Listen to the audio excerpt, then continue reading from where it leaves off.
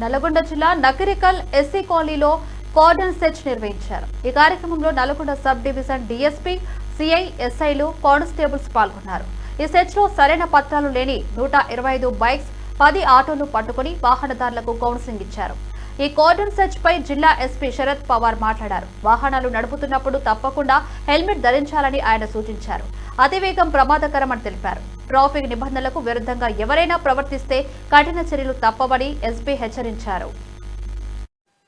TGSP తరపు నుంచి కూడా ఒక 50 మంది, మొత్తం కలిపి 300 మంది దాకా మనం అందరం కూడా ఈ టీమ్స్ ఆర్గనైజ్ చేసుకొని కమ్యూనిటీ కాంటాక్ట్ ప్రోగ్రామ్ చేయడం జరిగింది.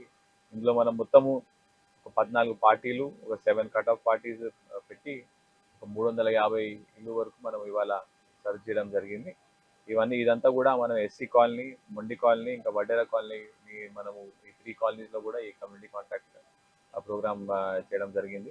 దీంట్లో మనము మొత్తం కలిపి 130 సస్పెక్టెడ్ వెహికల్స్, అంటే ఎటువంటి ఆధారాలు, కాగితాలు లేని వెహికల్స్ పట్టుకున్నాము. దాంతోపాటు ఒక 10 3-వీలర్స్ పట్టుకున్నాము, ఒక 120 2-వీలర్స్ పట్టుకోవడం జరిగింది.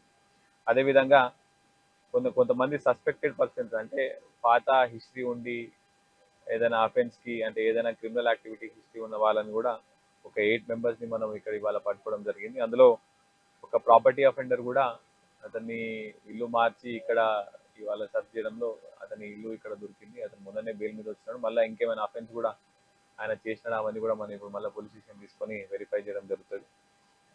కొంతమంది గాంజాకి సంబంధించి కన్స్యూమర్స్ లాంటి వాళ్ళని కూడా కొంచెం సస్పెక్ట్ని ఐడెంటిఫై చేయడం జరిగింది. వాళ్ళందరికీ ఇప్పుడు ఒక 18 మందిని ఐడెంటిఫై చేసి వాళ్ళందరినీ కూడా ఇప్పుడు మనం టెస్ట్ చేసి కూడా మనం ఎంక్వైరీ చేయడం జరుగుతుంది. వేరే దేశాలకి వచ్చిన వలసలు కూడా ఒక 3 నేపాల్ పర్సన్స్ కూడా వాళ్ళు కొత్తగా ఈ ఇంట్లో ఈ ఏరియాకి వచ్చి ఉండడం జరుగుతుంది. వాళ్ళని కూడా మనం ఐడెంటిఫై చేసాము. వాళ్ళ డాక్యుమెంట్స్ కూడా మనం